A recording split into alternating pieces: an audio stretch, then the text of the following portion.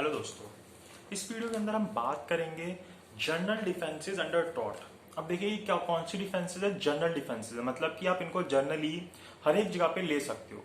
वहीं कुछ डिफेंसेस होती हैं जो पर्टिकुलर टॉट के अंदर यूज होती हैं, टॉट्स के अंदर यूज होती हैं। जैसे कि अगर हम डिफेमेशन देखें तो अगर डिफेमेशन में अगर आप ऐसा बोलते हैं कि ये जो मैंने स्टेटमेंट दी थी ये ट्रू स्टेटमेंट थी, ये बिल्कुल सच स्टेटमेंट थी, इससे इसकी डिफेमेशन नहीं हो रही, तो वहां पे इस तरीके के डिफेंस होते हैं, तो पर्टिकुलरली उन्हीं केस के अंदर चलते हैं। लेकिन कुछ डिफेंसेस ऐसे होते हैं जिनको हम जनरल डिफेंसेस बोलते हैं, जो सभी के अंदर यूज हो जाते हैं।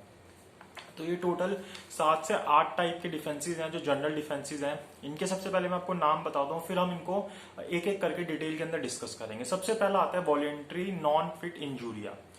वॉलेंट्री नॉन फिट इंजूरिया जिसका मतलब कि जब जो व्यक्ति जिसके साथ टॉट कमिट हुआ, जिसके साथ रॉन्ग हुआ, उसने उस चीज की परमिशन खुद ही दी थी, तो जो डिफेंडेड है वहां पे इस चीज का डिफेंस ले सकता है कि इस चीज की परमिशन इसने खुद ही दी थी, तो मैं इसके लिए लाइबल नहीं हूंगा।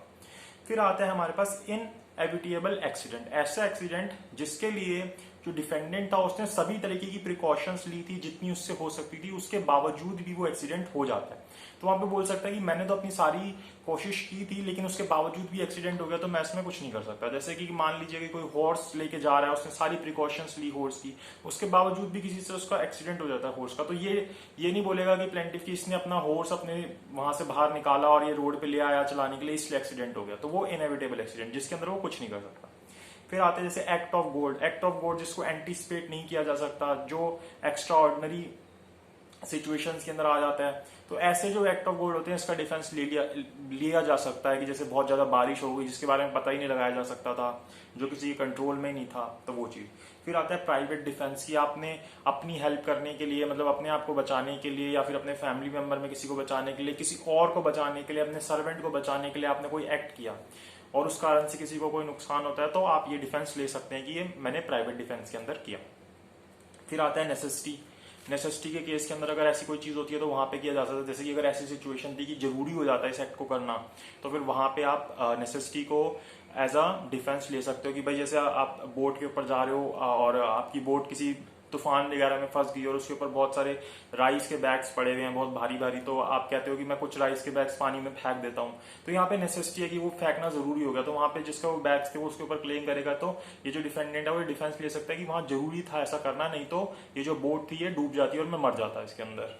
फिर स्टैट्यूटरी अथॉरिटी कि भाई जो जिसको लॉ के अंदर जिस चीज को बताया, अदरवाइज अगर उस चीज को किया जाता तो वो अनलॉफुल होता, वहां टॉट वैलिड हो जाता, लेकिन यहाँ पे ऐसी सिचुएशन थी, मतलब लॉ ने ऐसा बोला था इसलिए इस चीज को किया, तो इससे अगर किसी को हार्म भी हो रहा है तो वहां पे ये डिफेंस लिया जा सकता है कि लॉ में ऐसी चीज थी तो ये टॉट के अंदर नहीं आएगी। तो ये सारे हमारे डिफेंसेस होते हैं जो हम टॉट के अंदर ले सकते हैं, जनरल डिफेंसेस होते हैं। आप किसी भी टॉट के अंदर चले जाओ आप इन डिफेंस को ले सकते हो। अब हम सबसे पहले डिफेंस के ऊपर आते हैं जिसको हम बोलते हैं वॉलेंटियर नॉन फिट इंजूरिया। मतलब वॉलेंटरली जिसके लिए आप एग्री हो रहे हो कि मैं इस चीज से एग्री करता हूं अगर मेरे साथ ये चीज होती है तो। जैसे कि जैसे कि अगर हम इसका एग्जांपल दें, बहुत कॉमन एग्जांपल है, जैसे कि अगर एक कार रेसिंग हो रही है, कार रेसिंग के अंदर इस केस का नाम है Hall versus Brooklands auto racing club. Hall versus Brooklands auto racing club. इस केस के बारे में पहले भी डिस्कस कर लेते हैं, अगर आपने इससे पहले वाली वीडियोस देखी है तो बहुत बड़ी डिस्कस किया है। इसके अंदर क्या होता है कि जैसे अगर रेसिंग कार है वो रेस कर रही है और दो कार कोलाइड करके ऑडियंस में आके उनसे किसी को हर्ट हो जाता है और वो केस करते हैं, तो वहां पे जो डिफेंडेंट है वो ये बेस ले सकता है कि इसने वॉलेंटरली, इसको पता था कि ऐसी चीज यहाँ पे होती है, तो इसने वॉलेंटरली आके यहाँ पे बैठा था कि अगर इससे इसको कोई हार्म हुआ तो उसके लिए हम लाइबल नहीं होंगे। अब ये जो वॉलेंटियर नॉन फिट इंजूरिया होता है जिसके लिए जैसे उसने खुद कंसर्न दी, यहाँ पे इंटेंशनली भी हो सकती है, फिजिकली भी हो सकती है।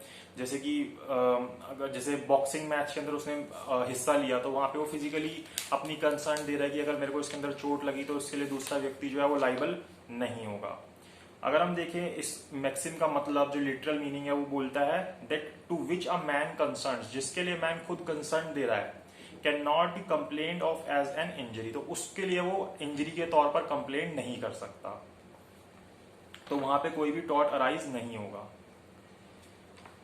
ठीक है, फिर उसके बाद यहाँ पे क्या बोलता है, जैसे मैंने आपको एक केस भी बता दिया हॉल वर्सेस ब्रुकलैंड और ऑटो रेसिंग क्लब का, जो वॉलेंट्री नॉन फिट इंजूरिया का सबसे अच्छा एग्जांपल है। उसके बाद लेकिन ये जो वॉलेंट्री नॉन फिट इंजूरिया का डिफेंस होता है इसके अंदर दो चीजें आती हैं। ये बोलता है कि ये जो डिफेंस है ये जितनी चीज के लिए कंसर्न दिए उससे बियॉन्ड नहीं जाना चाहिए। जैसे मान लीजिए कि अगर वो बॉक्सिंग मैच खेल रहा है या फिर जैसे हॉकी का मैच खेल रहा है, तो इतनी कंसर्न है हॉकी खेलते हुए लगी तो ठीक है, लेकिन वो जानबूझ के हॉकी उठा के उसका सर फोड़ दे, तो यहाँ इस चीज की कंसर्न नहीं दी गई, तो फिर वो वहां पे वॉलंटरी नॉन फिट इंजूरिया का डिफेंस नहीं ले सकता।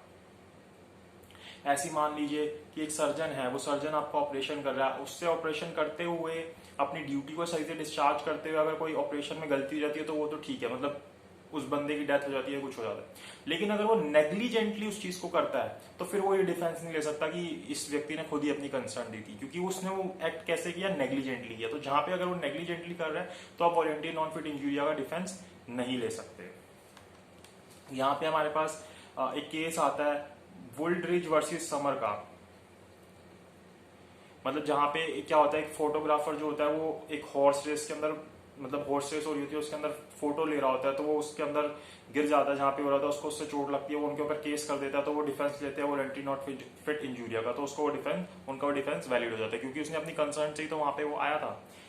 लेकिन अब जो कंसर्न, अगर मान लीजिए कोई कंसर्न फ्रॉड से ली गई, तो अगर इस तरीके से कोई कंसर्न ली जाती है, फ्रॉड से कोई कंसर्न ली जाती है, तो उसको हम नो कंसर्न बोलते हैं, वो कंसर्न मानी ही नहीं जाती। अगर कोई कंसर्न कैसे ली जाए, फ्रॉड से ली जाए, जहां पे उस व्यक्ति की फ्री विल ना हो, बिना फ्री विल के, तो उसको उस कंसर्न को माना ही नहीं जाता। जैसे हमारे पास एक केस आता है आरवी विलियम्स 1923 का केस है। इसके अंदर क्या होता है, एक म्यूजिक टीचर एक बच्चे को बेवकूफ बनाता है और उसको सेक्सुअली एक्सप्लॉइट करता है, ये बोल के कि ये एक्ट करने से आपकी जो गाने की कैपेबिलिटीज हैं वो बढ़ेंगी। तो यहाँ पे उसकी जो कंसर्न थी वो किस तरीके से ली गई, फ्रॉड के तरीके से ली गई। तो यहाँ पे आप वॉलंटरी नॉन फिट इंजूरिया का डिफेंस नहीं ले सकते। और जिस चीज के लिए आप कंसर्न ले रहे हो वो अनलॉफुल नहीं होना चाहिए। अब आपको कोई कंसर्न दे रहा है कि आप मुझे जान से मार दो, तो ये क्या चीज है, अनलॉफुल है। इस जगह पे आपकी कंसर्न जो है वो नहीं लगेगी, इनकैपेबल हो जाएगी वो। जैसे मान लीजिए कोई पब्लिक पॉलिसी के कॉन्ट्रे है, तो वहां पे भी वो एप्लीकेबल नहीं होगी। फिर आता है knowledge does not necessarily imply concern, कि अगर आपको किसी चीज की नॉलेज है तो उसको आप ये नहीं बोलोगे कि आपने उसकी कंसर्न दे दी। इसके अंदर से हमारे पास क्या मैक्सिम है, वॉलंटिया नॉन फिट इंजूरिया। इसका मतलब ये नहीं है साइंटिया नॉन फिट इंजूरिया। मतलब कि मान लीजिए कि एक व्यक्ति जैसे एक माइन के अंदर काम कर रहा है, अब उसको नॉलेज है कि ये इंजूरिया से यहाँ पे काम करना है, यहाँ पे कुछ हो सकता है, उसने अपनी कंसर्न दी। लेकिन मान लीजिए जो वहां का ऑनर था वो क्या करता है, ऊपर से लोरी चलाता है, जहां नीचे वो काम करते थे उसके ऊपर वो लोरी चलाता है, उसके अंदर हैवी वेट डाल के। उनको नॉलेज थी लेकिन उन्होंने उसकी कंसर्न नहीं थी, तो अगर वो लॉरी उनके ऊपर गिरी और उससे उनको कोई हार्म हुआ तो वहां पे वो उसके ऊपर केस कर सकते हैं। मतलब ये इस तरीके के फैक्ट्स आपको देखने को मिल जाएंगे स्मिथ वर्सेस बेकर के केस के अंदर। ठीक है, फिर हम आते हैं जो ये लिमिटेशन है वॉलंटियर नॉन फिट इंजूरिया की, ये रेस्क्यू केसेस के अंदर नहीं चलती, चाहे आप इंसान का रेस्क्यू करें चाहे आप प्रॉपर्टी का रेस्क्यू करें। मतलब कि जैसे मान लीजिए कि एक व्यक्ति अपने हॉर्स वगैरह बांध के गया, ठीक है, अब एक दूर से खड़ा हुआ व्यक्ति देख रहा था कि ये जो हॉर्स है ये खुल गए और इससे किसी व्यक्ति को नुकसान हो सकता है। मतलब कि जो आगे दो व्यक्ति जा रहे हैं मान लीजिए, उनको कोई उससे नुकसान हो सकता है, उसको ये चीज दिख गई। अब वो क्या करता है, उनको बचाने के लिए उन हॉर्स को पकड़ने की कोशिश करता है, जो भी एफर्ट्स करता है और उन दोनों व्यक्ति को बचा लेते हैं। और ऐसे करते हुए उसको बहुत ज्यादा चोट वगैरह लग जाती है और वो जो हॉर्स का मालिक होता है उसको उसके ऊपर केस डाल देता है। तो हॉर्स का मालिक ये डिफेंस लेता है वॉलंटरी नॉन फिट इंजूरिया का, ये बोलता है कि भाई इसने तो खुद अपनी कंसर्न से अपने आप को ये इंजरी दी। तो यहाँ पे कोर्ट बोलता है ऐसी जगह पे जहां पे रेस्क्यू केसेस होंगे वहां पे वॉलंटरी नॉन फिट इंजूरी का प्रिंसिपल एप्लीकेबल नहीं होगा। ये हेन्स वर्सेस हार्वुड के अंदर भी इसी तरीके के सेम फैक्ट्स देखने को मिले थे। तो अब यहाँ पे चाहे अब कोई प्रॉपर्टी रेस्क्यू करने के लिए हो, जैसे यहाँ पे तो ह्यूमन बीइंग को रेस्क्यू किया गया, ऐसी अगर कोई प्रॉपर्टी को रेस्क्यू करना था तो वहां पे भी ये चीज एप्लीकेबल हो जाएगी, वहां पे भी ये डिफेंस जो है एप्लीकेबल नहीं होगा कि आप कोई प्रॉपर्टी को रेस्क्यू कर रहे थे तो वहां पे जो जिस वो डिफेंस लेगी भाई ये तो अपनी मर्जी से इसने अपने आप को हार्म पहुंचाया, तो वहां पे आपका डिफेंस एप्लीकेबल नहीं होगा। फिर हम आते हैं एक्ट ऑफ गॉड के ऊपर, जो हमारा दूसरा डिफेंस है। एक्ट ऑफ गॉड के अंदर क्या दो एसेंशियल्स होते हैं। दो एसेंशियल्स क्या होते हैं, पहला होता है कि वर्किंग ऑफ नेचुरल फोर्सेस, की कोई नेचुरल फोर्सेस हुए, मतलब बहुत बारिश हो गई, हवा चल गई, तूफान आ गया, आंधी आ गया, इस तरीके की चीजें ह्यूमन कंट्रोल में नहीं होनी चाहिए वो चीजें। और दूसरी चीज द एक्रेंस मस्ट बी एक्स्ट्राऑर्डिनरी, वो जो एक्सलेंस थी वो एक्स्ट्राऑर्डिनरी, जिसको एंटीसिपेट नहीं किया जा सकता था, जिसको रीजनेबली एंटीसिपेट नहीं किया जा सकता था। मतलब मौसम वगैरह खराब था, हम इतना जान सकते थे कि ठीक है नॉर्मल बारिश होगी, तो उस हिसाब से हमने किसी चीज के लिए प्रिकॉशंस ले ली। लेकिन इस चीज को एंटिसिपेट नहीं किया जा सकता था कि 10 दिन तक बारिश चलती रहेगी, इतनी बारिश होगी कि फ्लड आ जाएगा, या फिर इतनी ज्यादा बारिश होगी कि इसके कारण से उसकी प्रॉपर्टी को नुकसान हो जाएगा। मतलब मान लीजिए जैसे इसने अपने ऊपर कोई लेक वगैरह बना रखी थी, उसने प्रिकॉशन लिए थे कि थोड़ी बहुत बारिश आएगी तो ठीक है उसकी प्रॉपर्टी को कोई हार्म नहीं होगा। लेकिन इतनी बारिश आई उसको एंटिसिपेट भी नहीं कर सकता था कोई, इसका पानी जो है फ्लो करके उसकी प्रॉपर्टी पे चला गया। तो यहाँ पे वो डिफेंस ले सकता है एक्ट ऑफ गॉड का, कि एक तो नेचुरल फोर्सेस के कारण हुआ और दूसरा इसको कोई रीजनेबली एंटिसिपेट नहीं कर सकता था। तो यहाँ इस तरीके से डिफेंस लिया जाता है। और ये जो अक्रेंस है वो कैसी होनी चाहिए, एक्स्ट्रा ऑर्डिनरी होनी चाहिए। यहाँ पे भी कई सारे केसेस देखने को मिलते हैं, तो आप उनको पढ़ सकते हो। कालूलाल वर्सेस हेमचंद का, इन सब चीजों का केस पढ़ सकते हो। उसके बाद हम आते हैं इनएविटेबल एक्सीडेंट के ऊपर। इनएविटेबल एक्सीडेंट मतलब कि जो उसके कंट्रोल में ही नहीं थे, मतलब कि damage is said to be caused by inevitable accident when it is not caused intentionally and could not possibly have been avoided by the existence of ordinary care and caution on the part of him who caused it. कि वो जो accident हुआ उसने intentionally नहीं किया, और दूसरी बात की उसके लिए वो ऑर्डिनरी केयर या कॉशन लेके उस चीज को रोक नहीं सकता था। जैसे मैंने आपको पहले भी एग्जांपल दिया था, यहाँ पे भी वही एग्जांपल दिया गया। बोलता है if a man drives a horse and in spite of exercise of all reasonable care on his part an accident happens, कि भाई वो हॉर्स लेके जाता है, अपनी पूरी केयर वगैरह लेता है और एक्सीडेंट हो जाता है। अब यहाँ पे ही में plead that it was due to inevitable accident, तो बोल सकता है कि इनएविटेबल एक्सीडेंट था, मैंने इंटेंशनली नहीं किया, मैंने अपनी सारी प्रिकॉशंस ली, मैंने सारी केयर करी, उसके बावजूद भी ये एक्सीडेंट हो गया, सो कोई रोक नहीं सकता था। तो ये इस तरीके की डिफेंस ले सकते हैं। And it will be no answer to his plea say that it has not taken the horse out of, कि अगर वो अपना ये डिफेंस, वो प्लेंटिव ये नहीं बोल सकता कि अगर ये अपना घोड़ा ही बाहर लेके नहीं आता अपने स्टेबल से तो ये एक्सीडेंट ही नहीं होता। तो इस तरीके की चीजें नहीं बोली जा सकती। उसके बाद आता है मिस्टेक। मिस्टेक देखिए, जैसे हमारे पास अगर हम जनरली देखें तो मिस्टेक कोई एक्सक्यूज नहीं होता, मिस्टेक ऑफ लॉ कोई एक्सक्यूज नहीं होता, जिसके लिए मैक्सिम बोली जाती है इग्नोरेशिया जूरिस नॉन एग्जीक्यूसेट, इग्नोरेशिया जूरिस नॉन एग्जीक्यूसेट, तो ये मैक्सिम बोली जाती है। लेकिन जहां पे जो मिस्टेक होती है वो कैसे होती है, जो व्यक्ति उस मिस्टेक को कमिट कर रहा है वो एररनियस बिलीफ के अंदर उस मिस्टेक को कमिट कर रहा है, और उसके पास उस मिस्टेक को करने के लिए कोई रीजनेबल ग्राउंड्स हैं। एररनियस बिलीफ के अंदर कोई रीजनेबल ग्राउंड के बेसिस पे उस मिस्टेक को कमिट कर रहा है।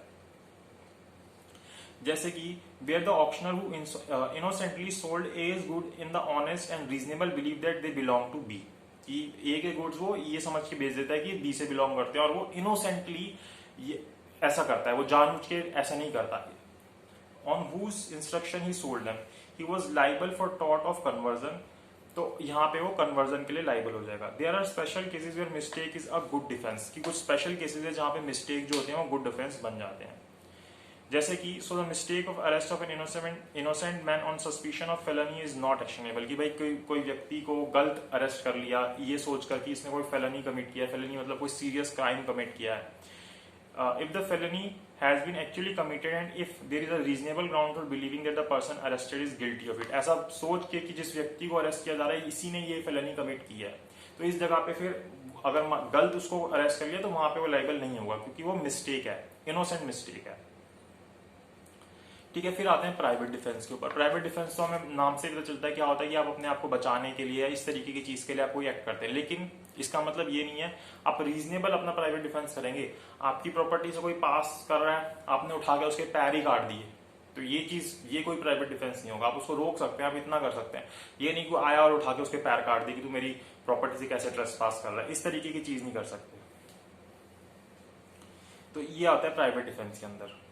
या मान लीजिए आपने क्या किया कि आपने इलेक्ट्रिक वायर लगाई थी, जैसे वो लगा देते हैं कि भाई इस प्रॉपर्टी से कोई वो जानवर वगैरह होके ना निकले, और आपने उसके अंदर क्या किया, इतनी ज्यादा इलेक्ट्रिसिटी डाल दी कि अगर कोई मैन भी उसको टच करता है उससे मर जाता है, तो वहां पे आप फिर ये प्राइवेट डिफेंस नहीं ले पाएंगे। तो प्राइवेट डिफेंस एक रीजनेबल होता है कि आपने इतना एक्ट किया कि आप अपने आप को बचा लें।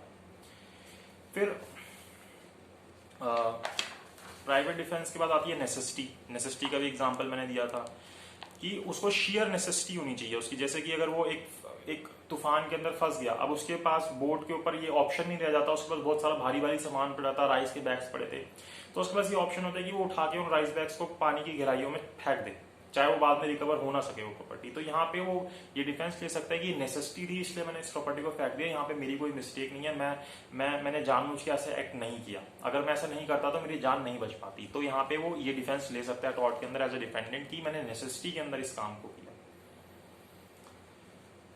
ऐसे ही बहुत सारे केसेस आते हैं, आप कॉप वर्सेस शेप का केस पढ़ सकते हो, तो ऐसे बहुत सारे केसेस होते हैं। ऐसी स्टैट्यूटरी अथॉरिटी, स्टैट्यूटरी अथॉरिटी मतलब कि जब आप कोई लॉफुल तरीके से कोई काम करते हैं, मतलब लॉ के अंदर जो प्रेस्क्राइब किया गया होता है। जैसे मान लीजिए कि अगर यूजुअली देखा जाए, मान लीजिए कि आपकी प्रॉपर्टी या उसकी साइड से एक रेलवे लाइन जा रही है और उस रेलवे लाइन के कारण आपकी प्रॉपर्टी की वैल्यू कम हो जाती है, तो आप इस चीज का जो है क्लेम रेलवे के ऊपर नहीं कर सकते कि आप मेरी प्रॉपर्टी की वैल्यू कम कर रहे हो। क्यों? क्योंकि जो रेलवे यहाँ से निकल रही है वो एक स्टैच्यू के अंदर निकल रही है, उसके लिए एक्ट पास हुआ है और गवर्नमेंट ने बोला है कि लॉफुली वहां से वो चीज निकल रही है। तो अगर कोई चीज स्टैच्यू के अंदर होती है और उस वजह से किसी को कोई हार्म हो रहा है, तो वहां पे डिफेंस लिया जा सकता है कि स्टैट्यूटरी अथॉरिटी के कारण ये काम किया जा रहा है, यहाँ पे आप हमारे ऊपर टॉर्ट नहीं डाल सकते। तो ये सारे हमारे पास डिफेंसेज हैं जो टॉर्ट के अंदर आते हैं, जो जनरल डिफेंसेज है। इसके अलावा कुछ पर्टिकुलर डिफेंसेज आपको अपने जो पर्टिकुलर टॉर्ट्स होते हैं उनके अंदर मिल जाएंगे। जैसे स्ट्रिक्ट लायबिलिटी के अंदर आपकी अपनी कुछ एक्सेप्शंस हैं, ऐसे आप डिफेमेशन के केस के अंदर आ जाए आपको अपनी कुछ एक्सेप्शंस मिलेंगी। तो वो कुछ डिफेंसेस मिलेंगे, वो अपने डिफेंसेस उनके अंदर पर्टिकुलर होते हैं। लेकिन ये जो डिफेंसेस है जनरल डिफेंसेस है, इनको आप किसी भी टॉर्ट के अंदर पर्टिकुलरली यूज कर सकते हो। तो ये सारे हमारे डिफेंसेस थे, जनरल डिफेंसेस थे टॉर्ट के अंदर, जो हमें पता होने चाहिए। इस वीडियो के लिए इतना ही। इसके अलावा अगर आपको पहले के मतलब आपको strict liability, absolute liability, malice in law, malice in fact, इसके अलावा आपको इससे पहले इंट्रोडक्शन, टॉर्ट क्या होता है, टॉर्ट के एलिमेंट्स क्या होते हैं, ये सारी चीजें हमने अपनी प्रीवियस वीडियोस में डिस्कस कर रखा है। आप मेरी प्लेलिस्ट में जाके चेक कर सकते हैं टॉर्ट के नाम से, वहां पे आपको ये सारी चीजें मिल जाएंगी। तो इस वीडियो के लिए इतना ही। अगर आपको वीडियो अच्छी लगी हो तो लाइक कीजिएगा, शेयर कीजिएगा, सब्सक्राइब कीजिएगा। कमेंट बॉक्स में कमेंट करके अगर आपको कोई डाउट हो तो वो पूछेगा, मैं उसका आंसर जरूर दूंगा। इसके अलावा अगर आपको वीडियो कैसी लगी ये भी कमेंट बॉक्स में कमेंट करके बताइएगा। तो इस वीडियो के लिए इतना ही।